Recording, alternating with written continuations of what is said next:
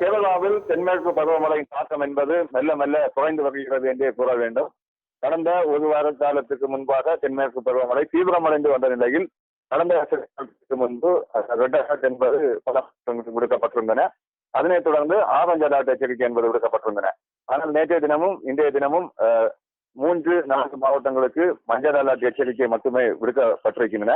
இருந்தாலும் தனிமைப்பட்ட இடங்களில் கனமழை பெய்ய வாய்ப்பு இருப்பதாகவும் தொடர்ச்சியாக இன்றைய தினத்தை பொறுத்த அளவில் பத்தனந்திட்டா, கோட்டயம், எர்ணாகுளம் மற்றும் இடுக்கி மாவட்டங்களுக்கு மட்டும் மஞ்சள் அலர்ட் எச்சரிக்கை என்பது விடுக்கப்பட்டிருக்கின்றன.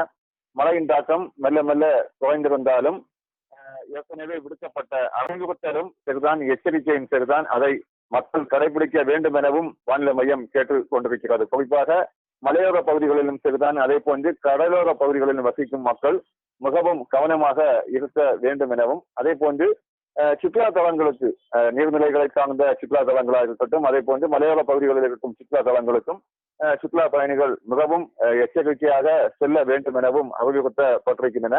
மழையின் தாக்கம் மெல்ல மெல்ல குறைந்திருந்தாலும் மேற்கு தொடர்ச்சி மலையை பொறுத்த அளவில் ஒரு சில இடங்களில் கனமழை என்பது நீடிப்பதால் நீர்நிலைகளுக்கு நீர்வரத்து என்பது அதிகரித்துக் கொண்டே இருக்கிறது. குறிப்பாக ஒவ்வொரு ஆற்றின் கரையோரம் சரிதான், அதே போன்று நீர்நிலைகளிலும் நீர்வரத்து என்பது அதிகரித்துக் கொண்டிருப்பதால் சுற்றுலா பயணிகள் நீர்நிலைகளை சார்ந்த சுற்றுலா தலங்களுக்கு செல்லும் பொழுது மிகவும் கவனத்துடன் செல்ல வேண்டும் எனவும் அறிவுறுத்தப்பட்டிருக்கின்றன.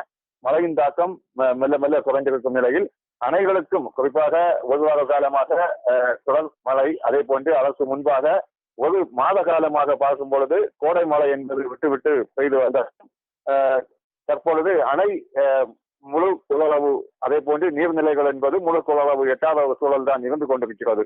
இருப்பினும் தண்ணீர் வரத்து ஆற்றின் கரையோரங்களும் சரிதான், அது போன்று தாழ்வான பகுதிகளிலும் நீர்நிலைகளிலும் வந்து கொண்டிருப்பதால் மக்கள் மிகவும் கவனமாக இருக்க வேண்டும் என்று மையம் விடுக்கப்பட்டிருக்கின்றன.